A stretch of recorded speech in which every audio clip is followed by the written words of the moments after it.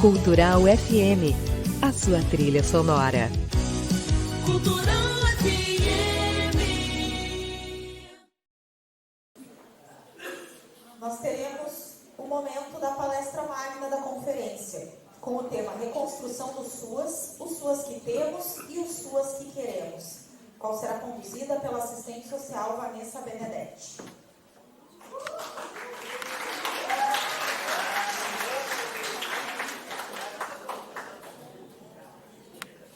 Bom dia.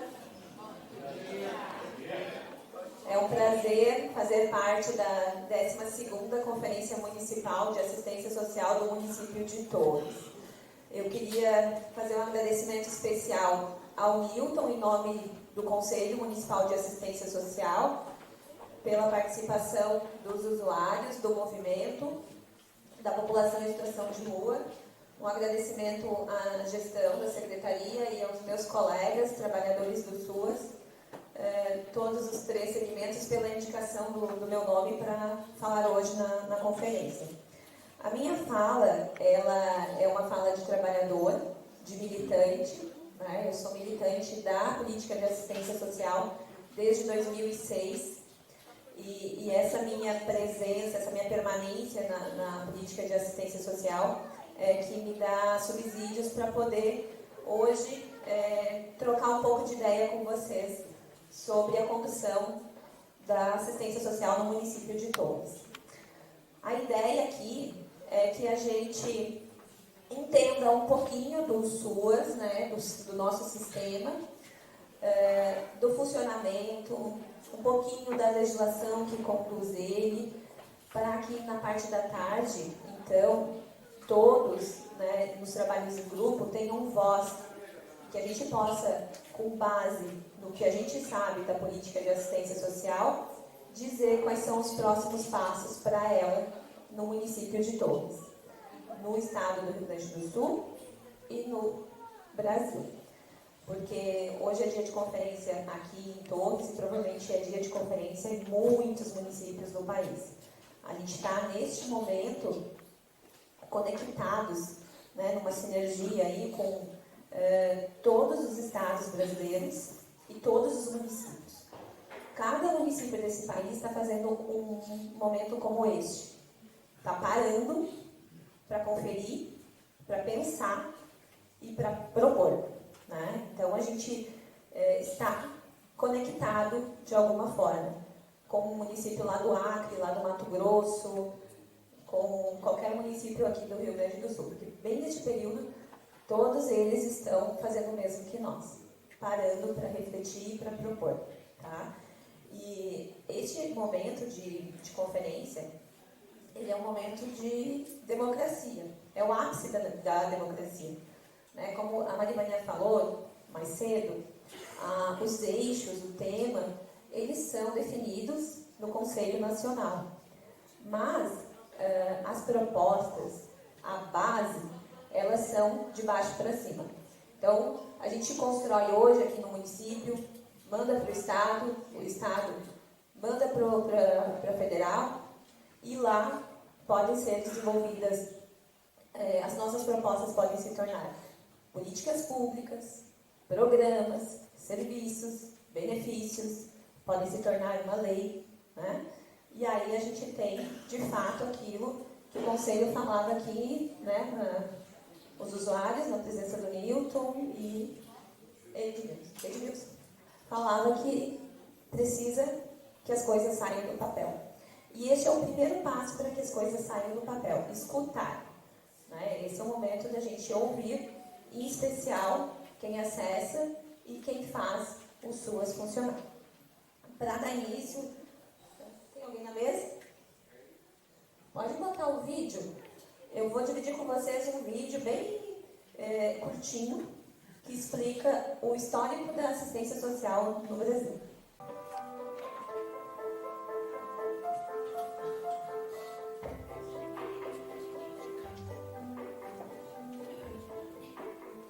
Desigualdade social, dominação econômica, faces de uma realidade que o ser humano conhece bem, bastou descobrir a posse. Essa história, porém, tem seu contraponto, a assistência aos pobres, uma preocupação que sempre esteve presente ao longo dos tempos e que se acentuou a partir da era industrial. No Brasil não foi diferente. A desigualdade social e econômica e a busca por justiça social se confundem com a própria história do país. História que permitiu que a política pública de assistência social seja hoje um direito garantido pela Constituição. Mas para chegar até aqui, um longo processo histórico de lutas e conquistas da sociedade brasileira precisou ser percorrido.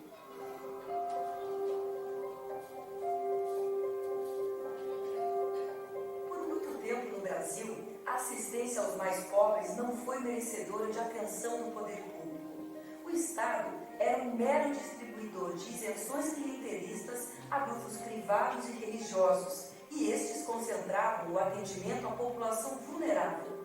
A pobreza era tida como uma fatalidade e a assistência deixada à iniciativa da Igreja e dos chamados homens bons.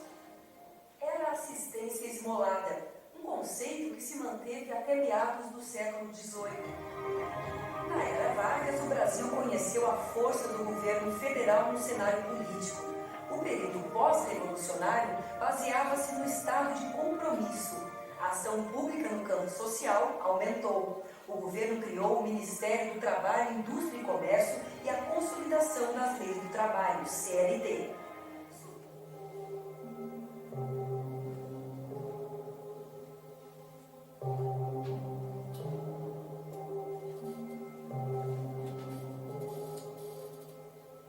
O Estado voltou-se um pouco mais aos excluídos do sistema de previdência social. O amparo passou a ser dirigido aos que não conseguiam garantir sua sobrevivência. Foi nessa época que o governo criou a Legião Brasileira de Assistência, a LBA, e o Conselho Nacional de Serviço Social, o CNSS. Na área social, porém, pouca coisa mudou. A LBA se espalhou pelo país com a criação das comissões municipais, estimulando o voluntariado feminino. O modelo assistencial baseado na caridade e na benemerência foi aprofundado e ampliado. O governo fazia o quê? Ao criar o CNS, ele regulamentou a filantropia. E ao regulamentar a filantropia, ele passou para as entidades privadas a responsabilidade, via transferência de tributos, de atender a população pobre da maneira que melhor aprovesse essas entidades. As entidades é que marcavam a forma de atendimento, o tipo de população que queriam atender e a forma que iam atender. Nada na perspectiva de direito. Com a Constituição de 88, a assistência social passou a ser reconhecida como política pública, integrante da Seguridade Social, ao lado das políticas de saúde e da Previdência Social. A proteção social foi reconhecida como direito do cidadão e dever do Estado. O que antes era visto como um problema de cada um ou coisa de pobre, passou a ser uma questão de todos, uma responsabilidade pública garantida por lei. Pela primeira vez na história brasileira, o Estado determina que aqueles que não contribuíam para a Previdência também têm direito à proteção social. A saúde passou a ser universal e gratuita. Foi a Lei Orgânica de Assistência Social, LOAS, que regulamentou os artigos da Constituição Federal de 88, que trataram da assistência social, garantindo o modelo de gestão e de controle social de forma descentralizada e participativa. Uma política que era de favor passa a ser uma política de direito, de implantação num território nacional tão diferente, com tantas desigualdades regionais, não só as desigualdades sociais, que é daquilo que nós tratamos da política de assistência social, mas desigualdades regionais, e era preciso criar parâmetros que nos pudessem iluminar essa perspectiva.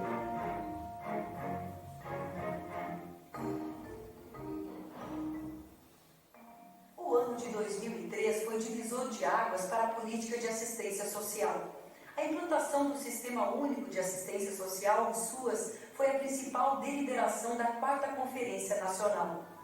O Brasil entrou em uma nova fase de fortalecimento do Estado e de defesa dos direitos socioassistenciais.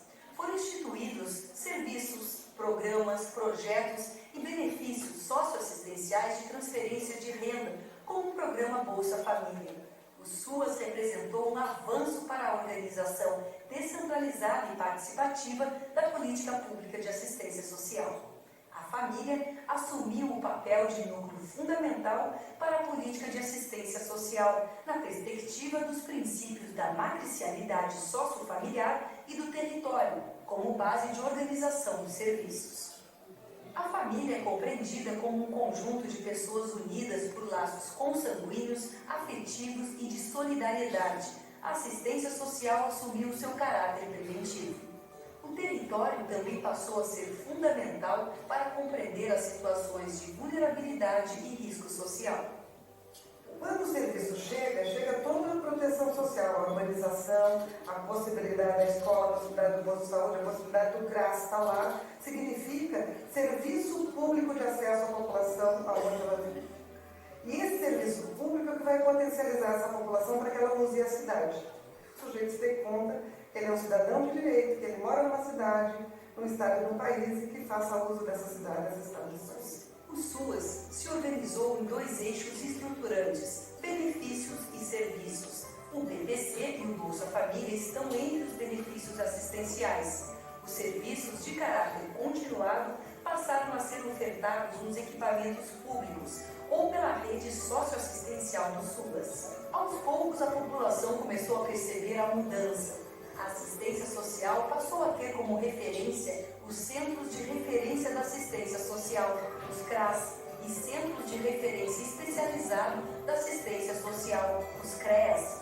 Nesses espaços e equipamentos públicos, as famílias passaram a ter a garantia de acesso à política pública de assistência social, com direito à convivência familiar e comunitária.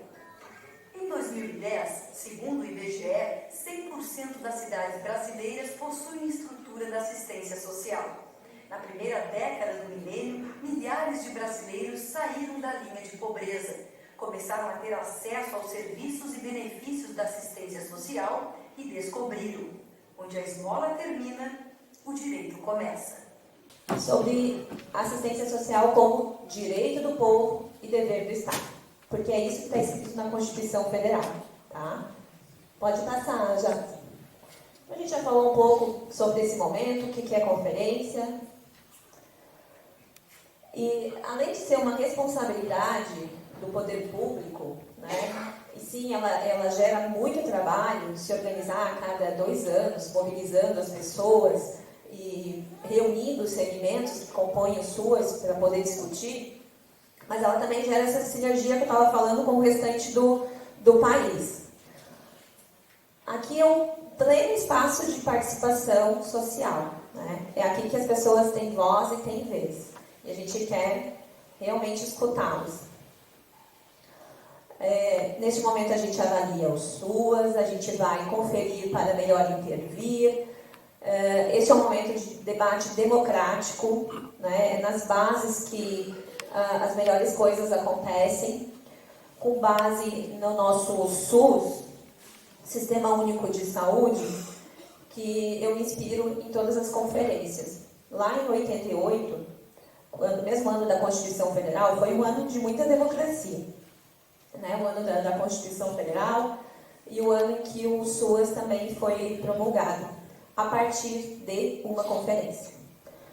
No vídeo falava ali que em 2003, numa conferência de assistência social, foi criado o SUAS, né? E em 1988, numa conferência, foi criado o Sistema Único de Saúde. Então, não menosprezem esse espaço. Esse é um momento de controle social, que não é feito só através do conselho, né? Controle social e participação é feito com todos. E hoje aqui a gente vai tentar jogar um pouquinho de luz para esses conceitos, para essas palavras que a gente vai escutando, né, bastante, da boca de todo mundo, da mesa de honra, né, da fala da gestão.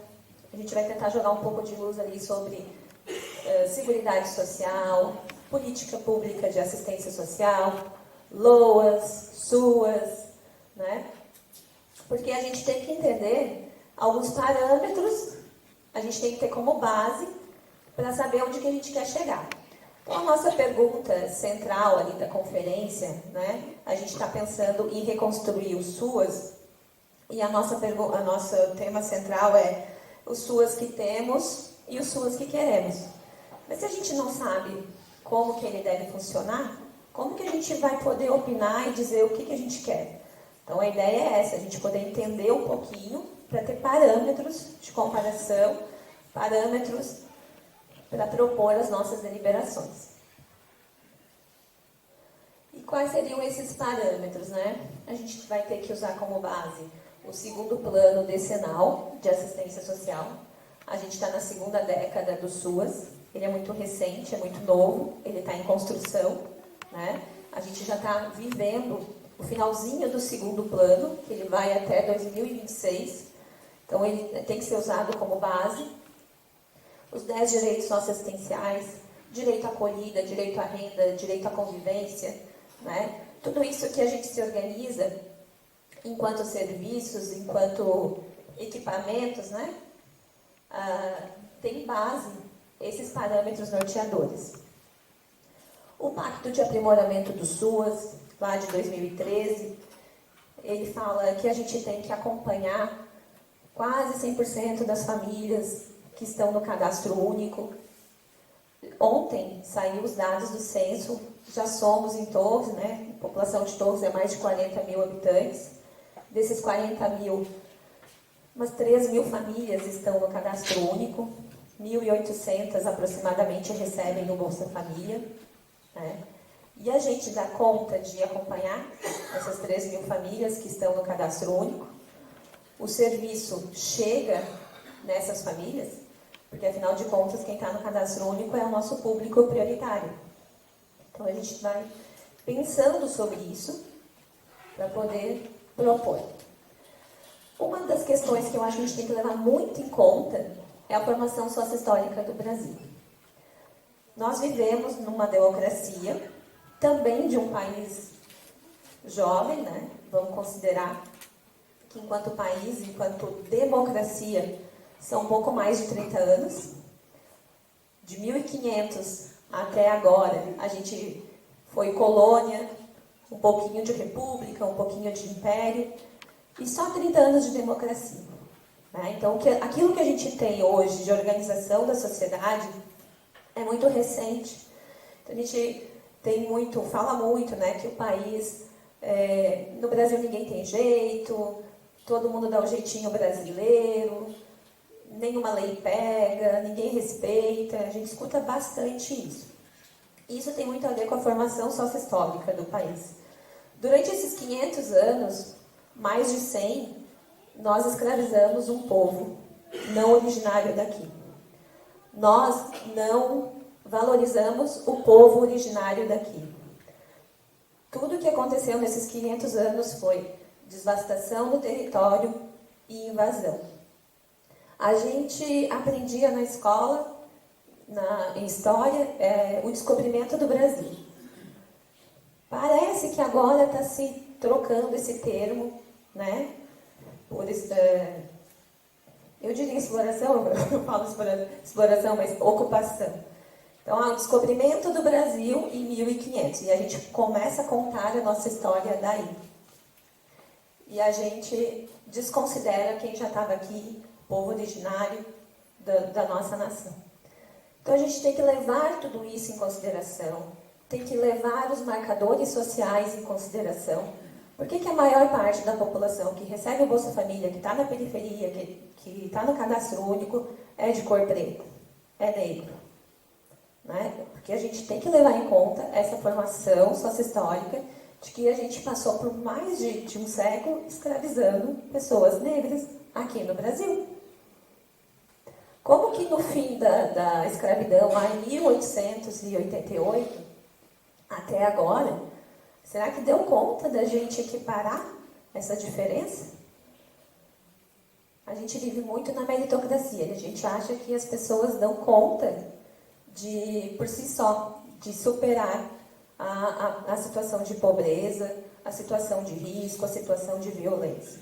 E aquele que não consegue porque ele não quis, porque ele não deu conta, porque a culpa, e acaba culpabilizando, sem levar em conta estes parâmetros. Para mim é o mais importante de todos, Quando a gente for pensar, for falar qualquer coisa sobre assistência social, a gente tem que lembrar disso.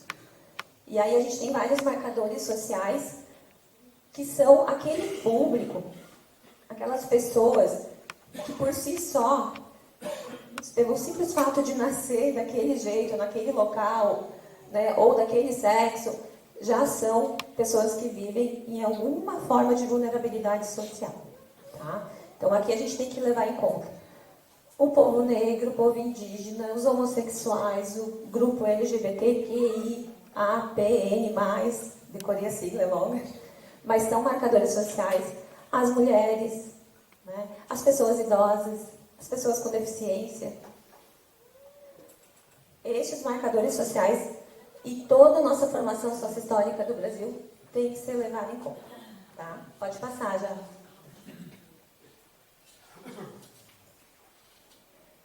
E aí, quando a gente fala de assistência social, a gente não pode deixar de falar da Seguridade Social. A assistência social ela compõe um tripé de políticas públicas que lá na Constituição Federal, quando começa a cuidar das pessoas, né, o vídeo ali falava, uma atenção aos pobres, quando a gente começa a cuidar das pessoas, a gente entende a assistência social, que elegeu 3 políticas públicas para fazer esse cuidado, tá? Uma é a saúde, a outra é a assistência e a outra é a previdência social. Pode passar, Jackson. A saúde, ela é universal, ela é para todos. Não precisa pagar para ter acesso à saúde. Não precisa ser pobre para ter acesso à saúde. Ela é universal. A previdência social, ela é uma política contributiva. Né? Eu preciso sim pagar de alguma forma, né? Preciso contribuir para a assistência para receber algum benefício da previdência social. Então eu trabalho de carteira assinada, eu recolho a contribuição, né? Ou sou um trabalhador autônomo, pago o carnê no fim do mês, e aí vou ter um direito à aposentadoria, auxílio maternidade, vou ter direito a, enfim, todos os direitos previdenciários que a gente está acostumado com o INSS, né? E a assistência social, ela é um pouquinho diferente das outras, porque a assistência social ela não é contributiva, tá? Ela é gratuita e diferente da saúde que é para todos, a assistência social é para quem dela precisa, tá? E como que a gente define para quem dela precisa? Aqueles marcadores sociais que eu falei antes já definem, tá? Não é só a renda. Não é só o fator renda que define o público de acesso da política de assistência social, tá? Então, às vezes a gente entende de uma forma equivocada, a assistência social é para pobre, ponto, né? Não é assim. Assistência social é uma política para quem dela precisa. Eu sou assistente social, trabalho no CREAS, um dos equipamentos da assistência social, e lá a gente atende famílias e indivíduos vítimas de violência ou com algum direito violado. Todas as pessoas que são vítimas de violência são público do cadastro único? São pessoas que já estão no cadastro único com renda de até 3 salários mínimos? Não. Então, quando a pessoa precisa da assistência social, a gente não fala só do benefício.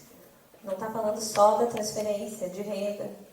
Não está falando lá do grupo, não está falando só disso, de todo o conjunto que compõe esse sistema. Pode passar, gente. O SUAS ele é único no país inteiro. Então, da mesma forma que vai funcionar aqui em Torres, vai funcionar nos outros municípios. Claro que respeitando as particularidades do território e das regiões.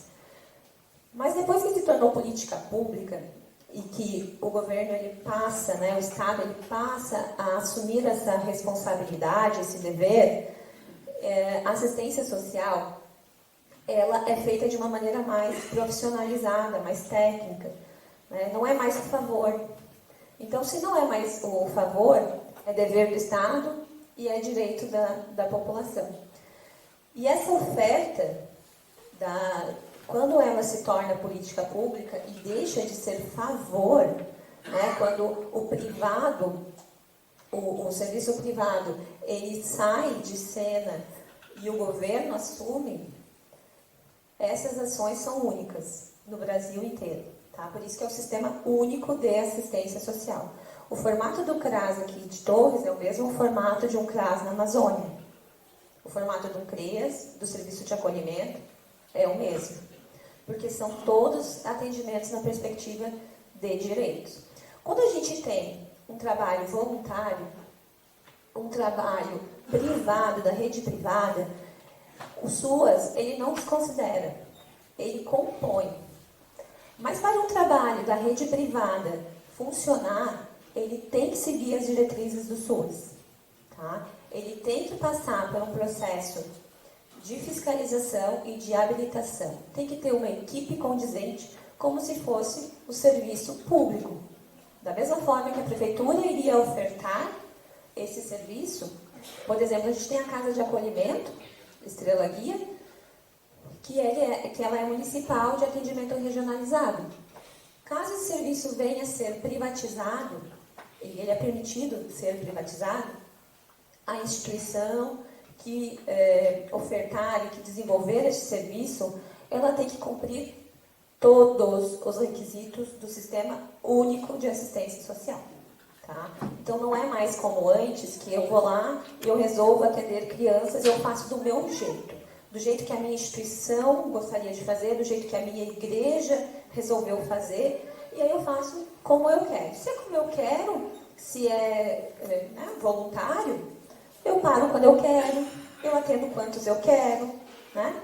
Não segue diretriz nenhuma. Então, o SUAS, ele não nega o atendimento da rede privada, das entidades, ele não nega o trabalho, né, voluntário, mas ele segue diretrizes e segue parâmetros legais. E quem compõe o SUAS na rede privada também deve seguir, tá? Por isso que a gente tem que tomar cuidado quando a gente terceiriza ações. Muito cuidado. Porque elas têm que ser de qualidade e do mesmo nível, ou melhor, que o serviço público ofertaria, tá? Pode passar. E aí a gente tem a LOAS, a gente fala muito, escuta muito, né? Ah, a pessoa com deficiência recebe LOAS, é aposentado, recebe LOAS, idoso não recebe aposentadoria com 13º, ele recebe a LOAS, ou LOAS. Na verdade, assim, né, é a Lei Orgânica da Assistência Social. Em 88, na Constituição, a assistência começa a aparecer como política pública. Em 93 é aprovada uma lei, né, que começa a esmiuçar aqueles 2 artigos da Constituição Federal, e aí diz como que a política vai se desenvolver. E a Lei Orgânica da Assistência Social, a LOAS, então, prevê o funcionamento da política, e nela prevê um benefício super importante de transferência de renda de um salário mínimo, que é o BPC, Benefício de Prestação Continuada, para idosos e pessoas com deficiência, com renda de até 1/4 do salário mínimo per capita, e para idosos que não conseguem, né, conseguiram se aposentar, e para pessoas com deficiência permanente ou doenças crônicas. Por isso que a gente já faz, às vezes, essa confusão de que as pessoas estão recebendo LOAS. Não, elas recebem um benefício previsto na Lei Orgânica de Assistência Social.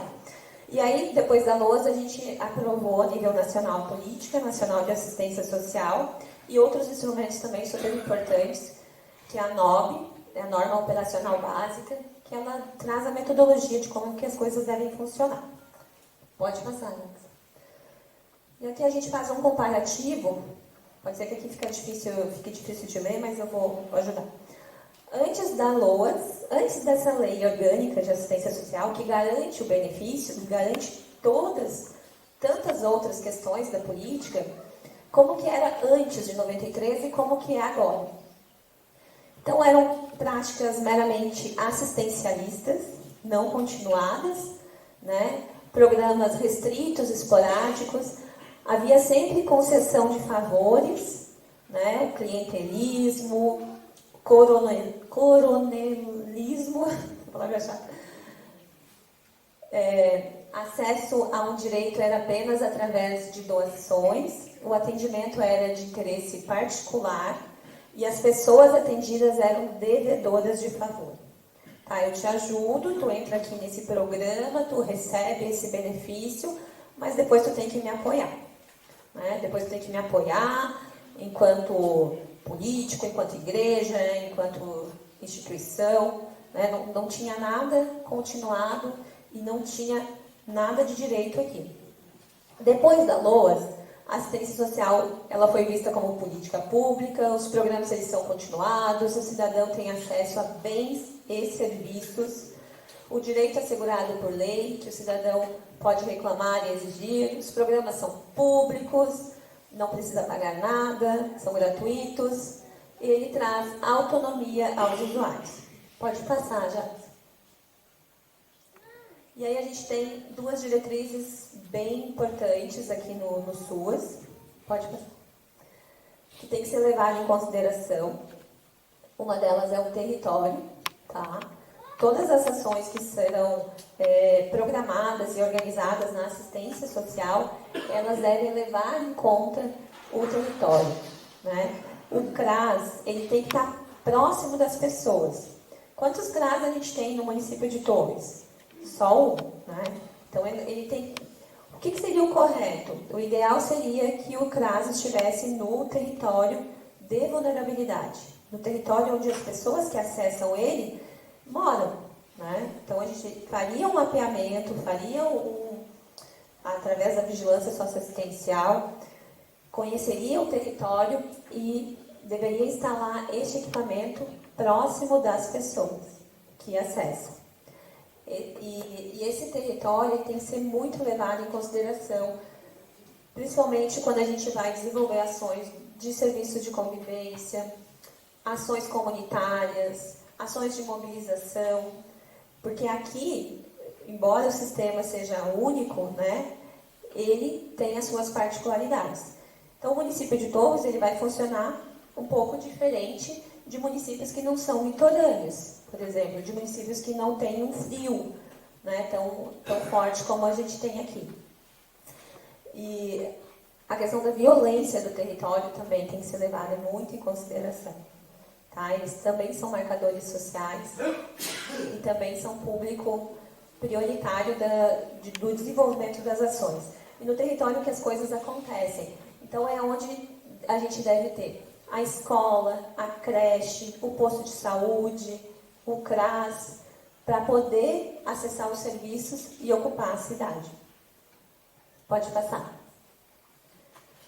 E outro eixo estruturante é a matricialidade sociofamiliar. As ações, elas não são feitas mais só para o sujeito, né? Elas são feitas para as famílias. A gente tem até a própria nomenclatura do serviço de convivência, serviço de convivência e fortalecimento de vínculos familiares. Né? Por que será que tem um programa a nível nacional, um serviço, aliás, a nível nacional, com essa nomenclatura? Porque a família é a instituição que oferta proteção para os indivíduos. É ali que os indivíduos se desenvolvem. Então, a matricialidade sociofamiliar está muito, muito presente no SUAS, porque é onde deve ser considerado todas as ações, levando em conta que nas famílias se desenvolve a função protetiva. Tá? O indivíduo só consegue se desenvolver, só consegue acessar o seu território, só consegue acessar os seus direitos se ele recebe suporte, se ele recebe apoio. E esse apoio só é dado se existe vínculo, né? Se existe proteção. E aí o serviço de convivência e fortalecimento de vínculos familiares, ele vem na sua própria nomenclatura já desenvolvendo isso, já trazendo essa perspectiva da matricialidade sociofamiliar. Pode passar, já.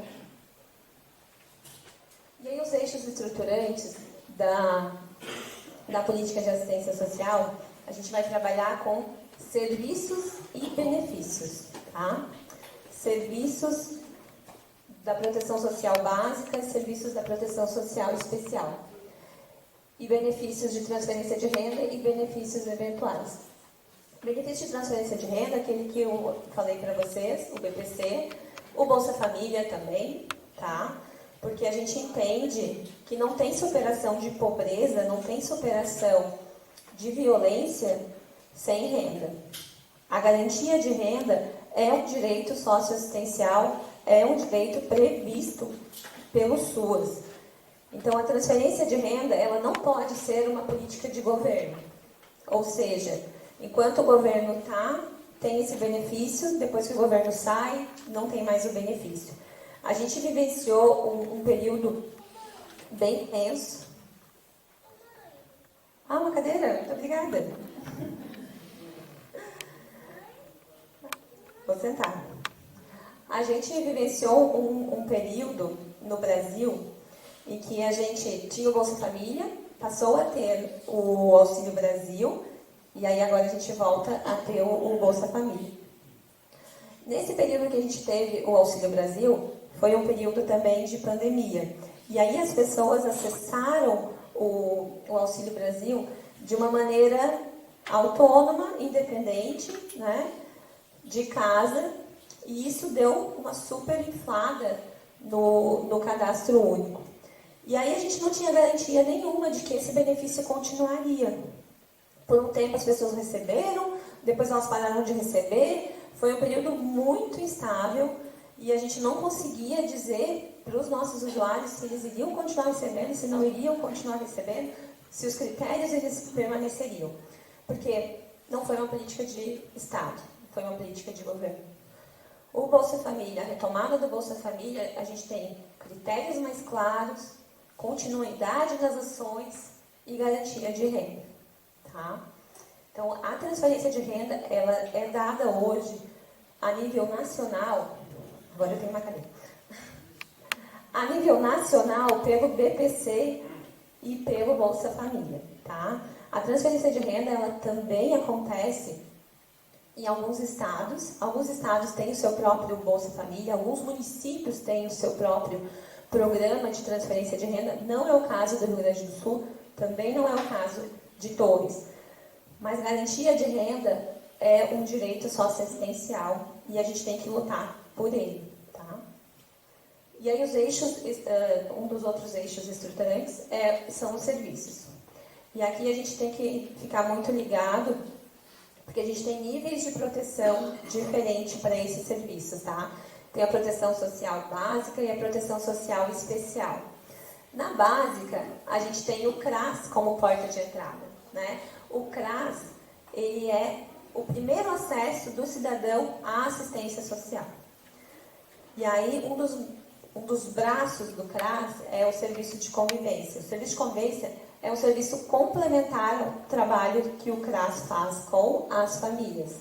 Né? Ele não é um outro equipamento, ele não é uma outra unidade, ele é um serviço do CRAS. Pode passar, Jackson. E aí a gente tem uma piramidezinha que separa os níveis de proteção do SUAS. Tá? Como a primeira ali, a maior, é a proteção básica, depois a gente tem a proteção especial, e ela é subdividida em duas, em média e alta complexidade. A proteção social básica, ela tem que ser maior, ela tem que ser mais presente, ela tem que estar mais perto da população, porque é ela que vai prevenir situações de risco. Se a gente fortalece a proteção social básica, se a gente deixa o nosso CRAS bem organizado, bem forte, com equipe suficiente, com atendimento que chega para todas aquelas 3.500 famílias referenciadas ao CRAS, essas famílias não vão precisar acessar tantos outros níveis de complexidade.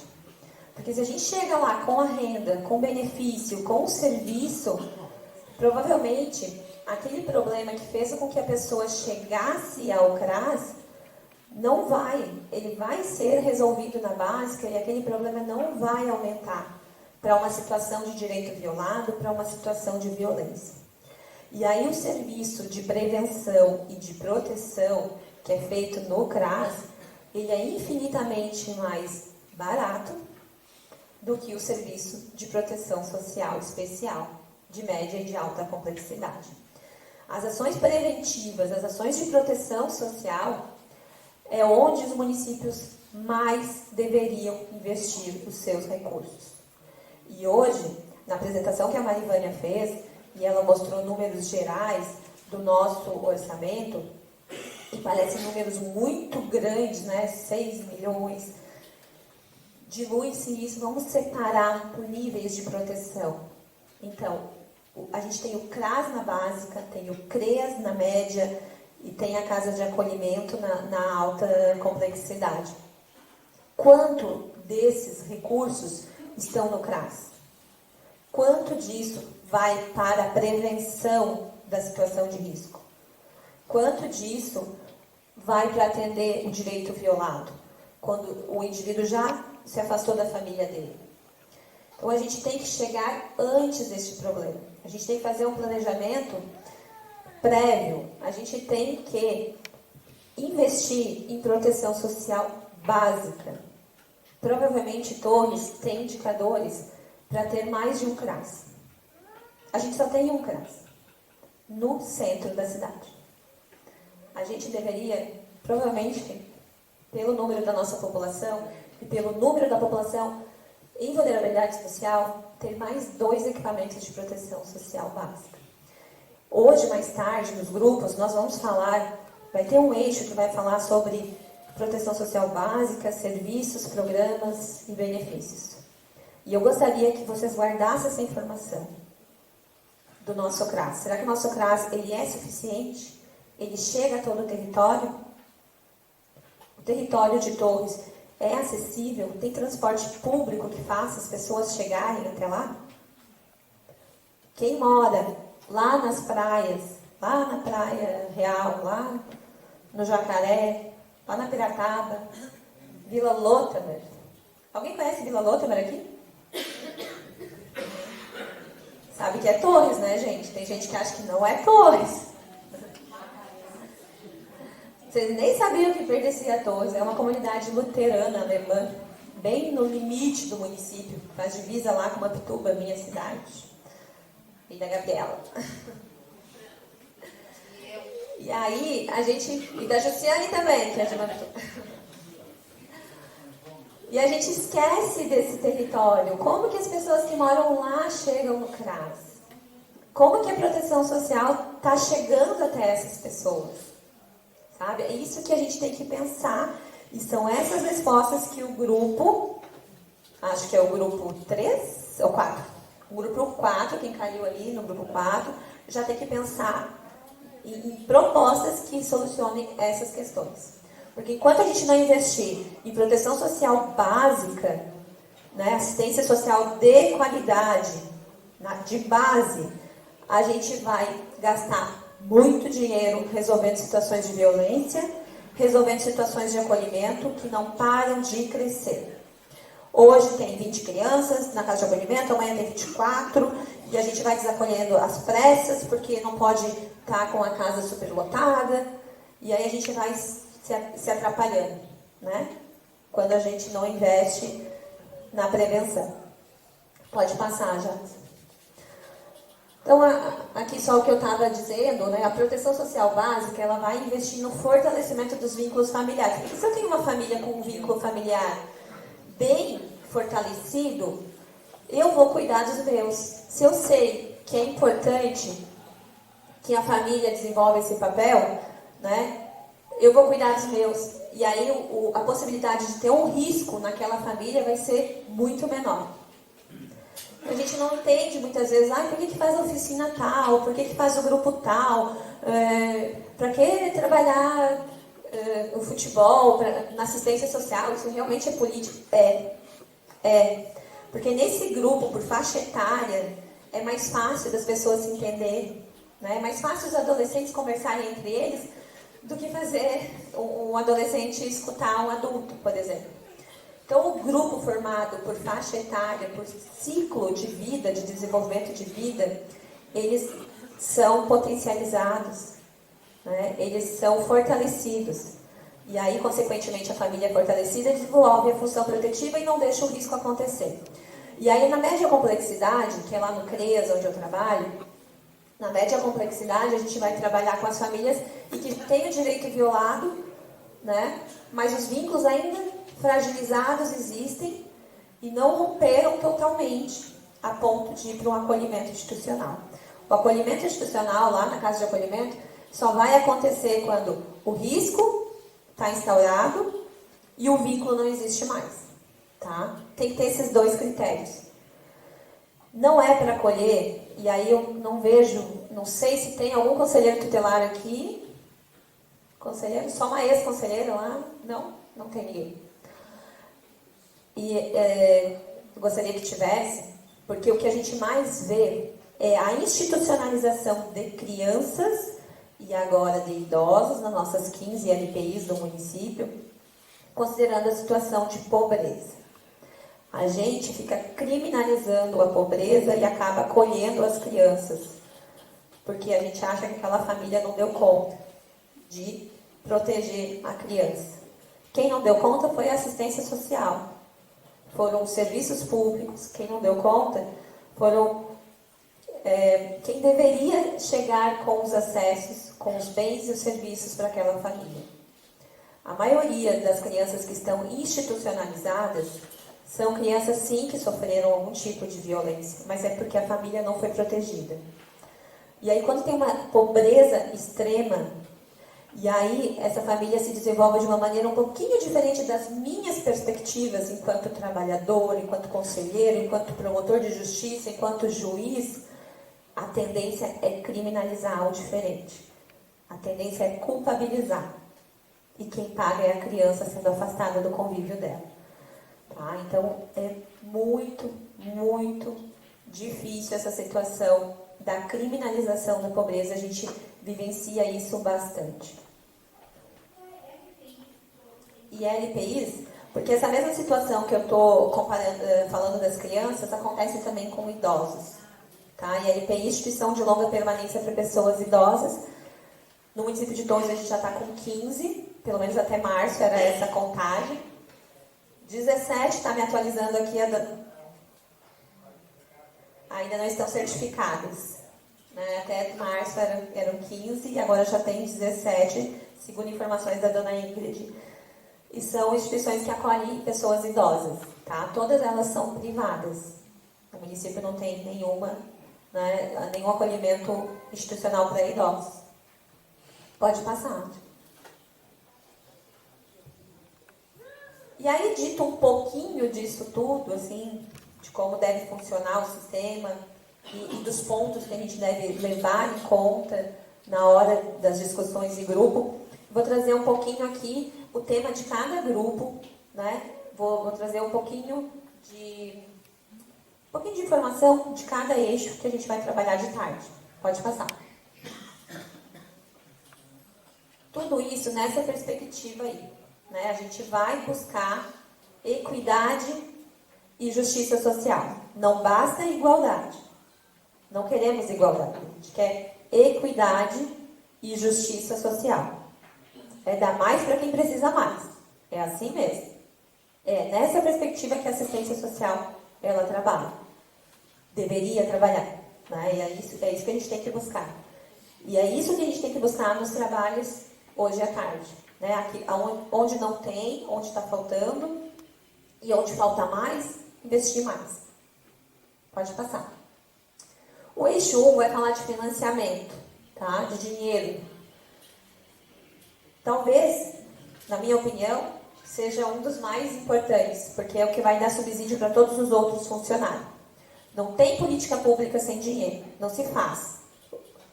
Sem dinheiro é caridade, né? É com vontade, é com benevolência, é com solidariedade, que é super bacana, mas a gente está falando aqui de direito, né? A gente começou essa fala falando de direito e de dever do Estado. Se é dever do Estado, então a gente precisa de dinheiro para poder fazer política pública. Como dever do Estado, a assistência social deve contar com financiamento justo, sem terceirizar ações principais. Corresponsabilidade em 3 esferas do governo, a gente tem que propor ações aqui para o município, para o Estado e para o governo federal. A assistência social compõe orçamento como despesa discricionária, tem que pensar nisso. Né? Aquilo que a gente tem é obrigatório, Hoje, a gente está vendo ali, o município nos últimos 2 anos investiu 2% do seu orçamento em assistência social. Né? A gente sabe que a política de saúde e de educação tem as suas obrigatoriedades. E ali já levam, quantos por cento? 40%. 40% do orçamento já está separado. Esses 2% da assistência social, você sabia que nem esses 2% estão garantidos para o próximo ano? Porque ele não é um orçamento obrigatório.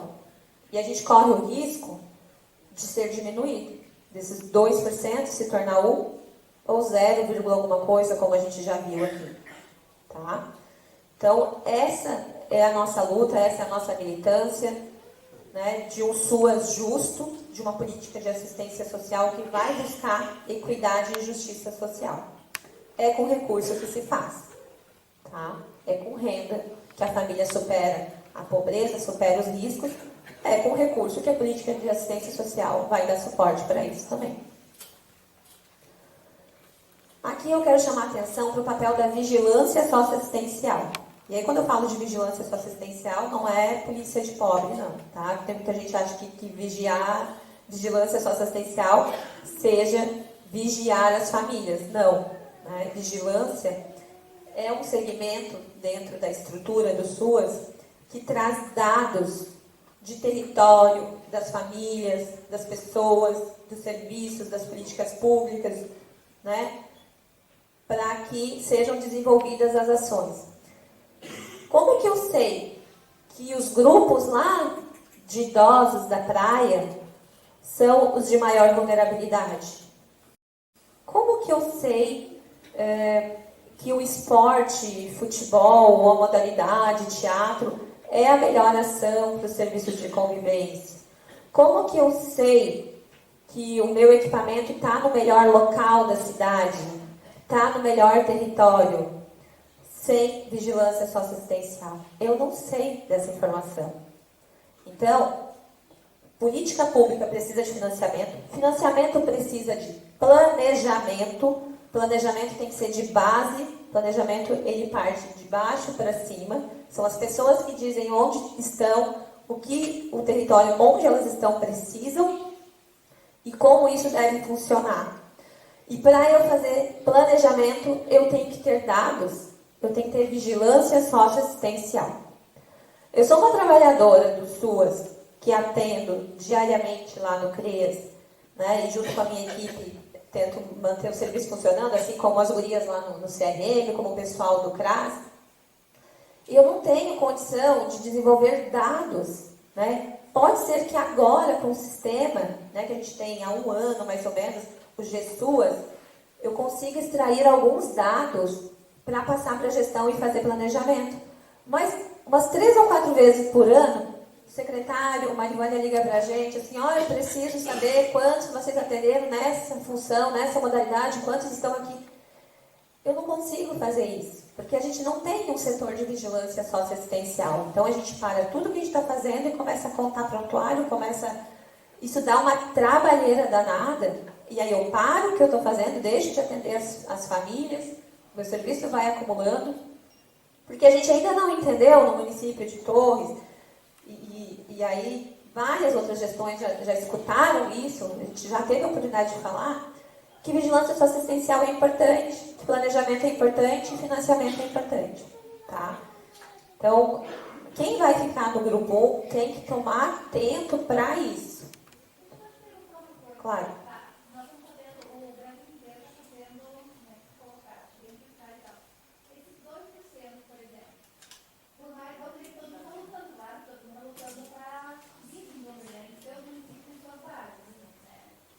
E aí, assim, ó, mas ainda continua certo de um diplomatismo. Igual vai ser a determinação do município, a quantia que ele vai querer investir do povo e sobra de 7%, levando, não pode gastar mais tão uma folha de pagamento, né? Quem tem uma obrigatoriedade. Então, ainda vai ser do município a decisão de quanto ele vai gastar. Ainda é. Mas o município, ele compõe, pode passar a próxima lâmina, Jackson, ele faz planejamento, não, a anterior mesmo. ele faz a partir de um PPA, um plano plurianual a cada 4 anos. No último ano dessa gestão vai ser feito o PPA do próximo. Todos os anos ele faz a LDO e a LOA, que é a Lei de Diretrizes Orçamentárias e a Lei Orçamentária Anual.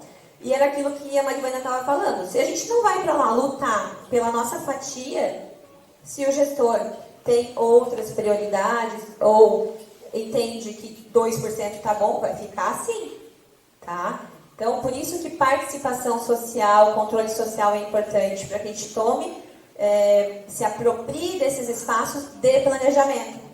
Porque não adianta a gente chorar esse ano que não teve orçamento, porque esse orçamento deste ano foi pensado ano passado, e com base num PPA feito em 2020, se eu não estou enganada, 2020.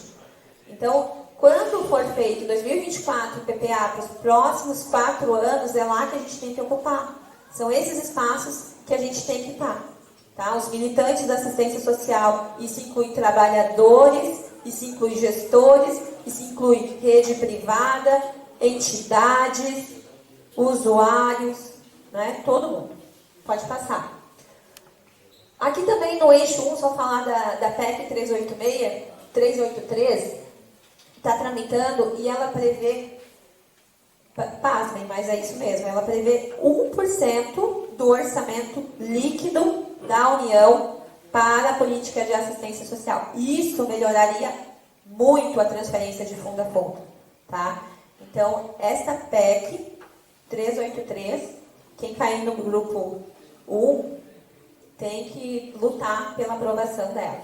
Vai ter que colocar isso para que a União aprove. Porque não vai ser os 5%, mas ela já está mais adiantada. Não, a PEC é de 2017. O eixo 2 é controle social, né? Gestão democrática, prevê participação social. Então, aqui a gente tem que fomentar o trabalho no controle social, dos conselhos, dos usuários, tem que fortalecer, né, e qualificar. Esse eixo deve trabalhar, então, propostas de educação permanente para os conselhos, ações que fomentem a participação, a manutenção e a participação dos conselhos, tá? É o momento de fortalecer o controle social. Em 2018, o ano de 2018 foi um ano assim, de muita perda para o controle social, de todas as ordens. Vários conselhos sofreram ataques diretos com uma pretensão de extinção. Uma das primeiras ações do governo federal em 2018, quando assumiu, foi extinguir os conselhos de direito. E isso entrou o Conselho do Idoso. Nós, no município de Torres, trabalhamos com o Conselho Municipal de Direitos da Pessoa Idosa por muito tempo, sem ter um Conselho Nacional. Depois, a participação popular... Ah, tá, entendi. Então, a gente sofreu, enquanto controle social, um ataque muito grande. E a gente tem que resistir. Esta também é uma conferência de resistência para fortalecer o controle social. Porque imagina se a gente, tendo controle social, muitas ações são tomadas de maneira arbitrária, de maneira ditatorial, nos 3 níveis. Né? Então, se a gente não se fortalecer enquanto conselho, como que vai ser? Quem é que vai ser ouvido? Né? Aí a gente volta lá para antes da nossa jovem democracia, volta lá para a ditadura. Então, o controle social é a garantia da democracia. Claro? Pode explicar, de repente, eles não sabem o que é o controle social? O que se define por controle social? O controle social, a entidade de maior organização do controle social são os conselhos. Tá? Os conselhos de direito, os conselhos de política pública. A gente tem aqui no município de Torres o Conselho Municipal de Assistência Social, o Conselho de Educação, o Conselho de Saúde, o Conselho de Segurança Pública, os conselhos de direito da criança, do adolescente, da pessoa com deficiência, direito da mulher. Né? Estes conselhos são as instâncias de participação social. É quem tem legalidade para vigiar o poder público, para fiscalizar o poder público. Tá? Só que o controle social não é feito só através do conselho, não. O controle social é feito por cada cidadão, pela Câmara de Vereadores, pelo Ministério Público, pelo Poder Judiciário, por todos que têm condição e capacidade de vigiar a ação dos governos, tá? Por isso que ela é importante. Pode passar. E aí, é tão importante o controle social que nesta edição da conferência foi criado este eixo aí, que ele é novo. Para mim, pelo menos, é muito novo. A articulação entre segmentos. Tem um eixo só para falar sobre isso, que é a articulação dos segmentos que compõem o conselho, tá? Se participação social é importante, controle social é importante, ele tem que funcionar. E para funcionar, os segmentos que compõem o conselho têm que estar alinhados. E quais são esses segmentos? Então, os conselhos, eles são metade governo, metade é feito por pessoas que compõem o governo, e a outra metade é feito, não só usuários, sociedade civil, tá? E aí vem usuários, trabalhadores da área, entidades, quem mais? Pessoal, aí me ajude. Associações, que são as entidades, enfim. São pessoas que, de alguma forma, estão ligadas às políticas, né, e ao trabalho que é ofertado.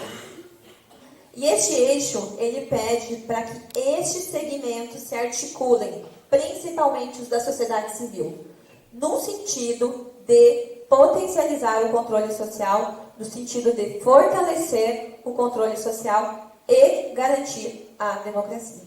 Tá? Este é o eixo que vai fomentar a participação social. Então, vai garantir que a sociedade civil esteja articulada, ele objetiva enfrentar a precarização do trabalho e das relações, buscando humanização e combatendo o assédio moral.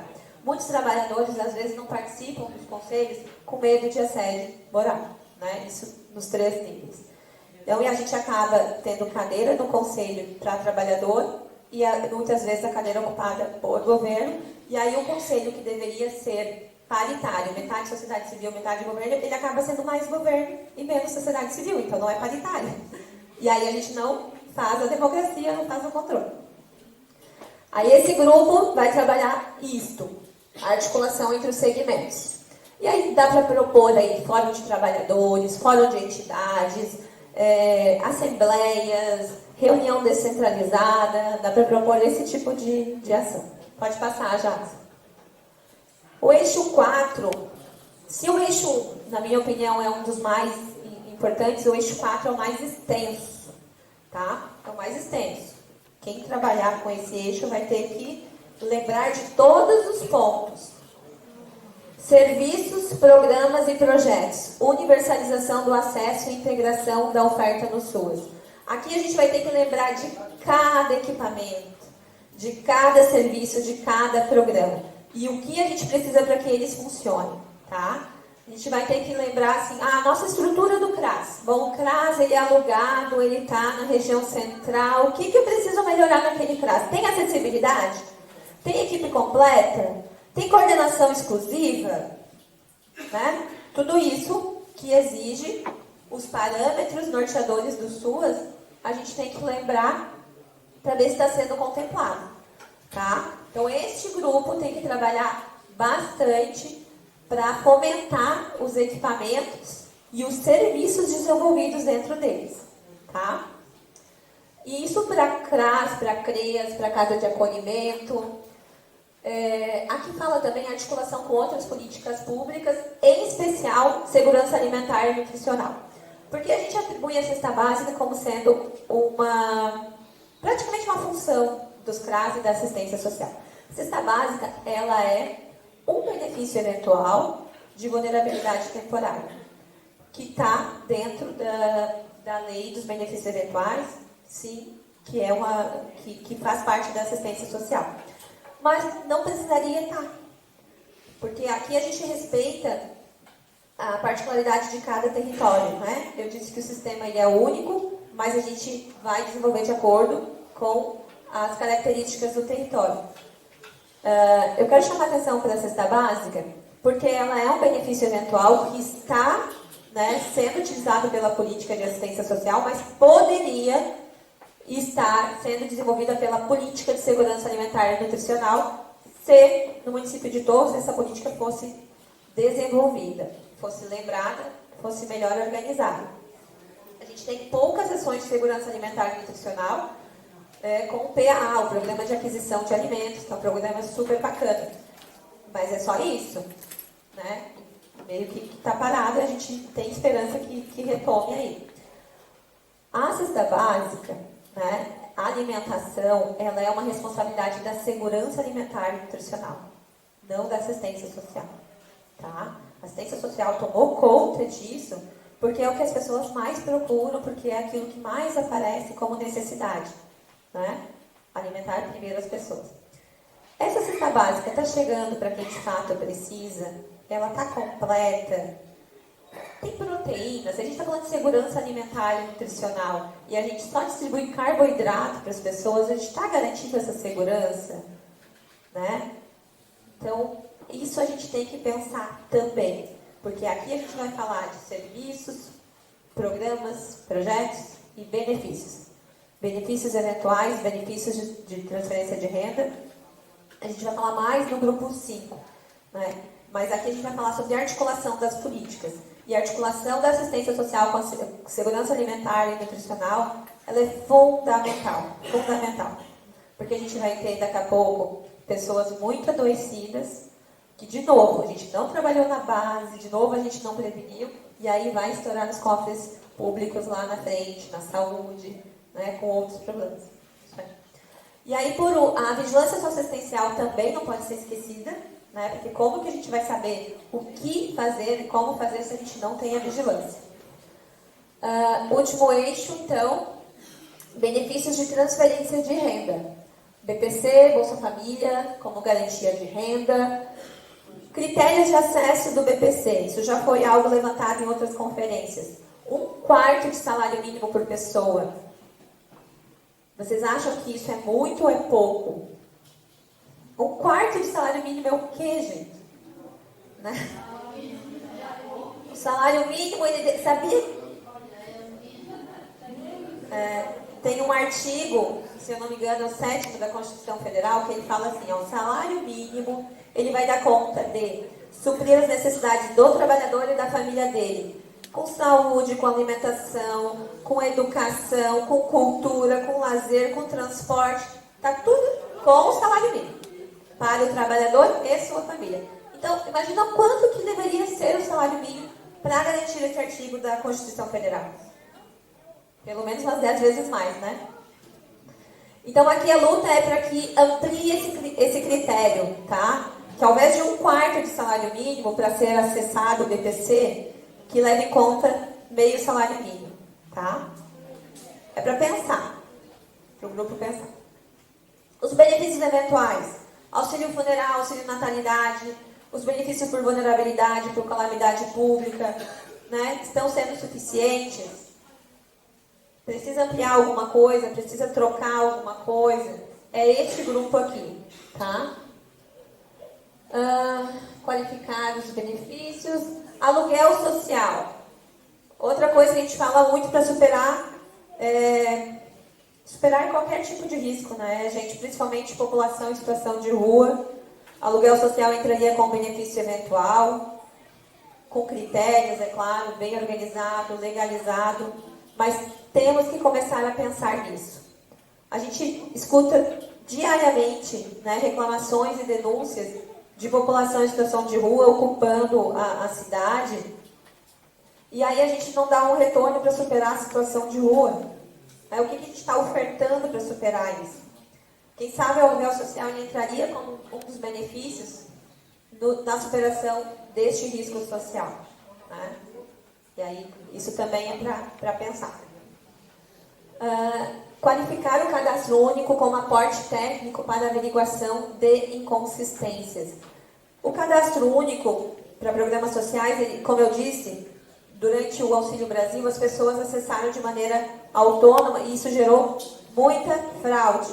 Muita fraude. E hoje a gente está tendo que passar por um período de averiguação de inconsistências. Quem está fazendo isso são os técnicos do CRAS, que já são insuficientes para a demanda do CRAS. Então, aqui a proposta é pensar numa equipe técnica para o cadastro único, para dar suporte para quem vai lá fazer a entrevista, né? Para poder esse técnico fazer a averiguação das inconsistências. E aqui a gente ainda está falando de benefício de transferência de renda. Qualificando o cadastro único, a gente ainda fala de benefício de transferência de renda. Então, são vários pontos que o pessoal do Eixo 5 tem que pensar. E com isso, né, eu teria sim mais para falar, mas acho que vocês já estão cansados de ver o vídeo, ouvir minha voz. Eu acho que pode passar. A ideia é que hoje seja o dia de defesa do SUAS.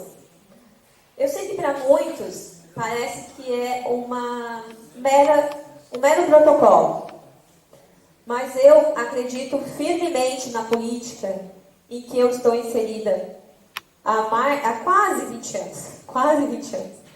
Não como trabalhadora, como técnica, mas desde da minha época de formação, desde a minha época de faculdade, dos meus estágios, eu acompanho a evolução desse sistema. E eu sou sim uma militante da política de assistência social, e eu acredito sim nos movimentos de base, eu acredito sim que as conferências sejam o ápice da democracia, e eu acredito em vocês construindo a política de assistência social para o município de Torres. E eu espero que hoje a gente não tenha nenhum direito a menos, que a gente não permita retrocessos. Espero que hoje a gente construa para melhorar e qualificar o SUAS no município de Torres, no estado do Rio Grande do Sul e no nosso Brasil. Obrigada.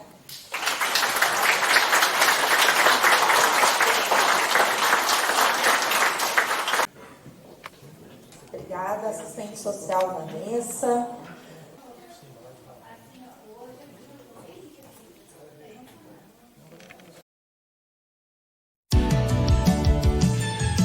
Cultural FM, a sua trilha sonora.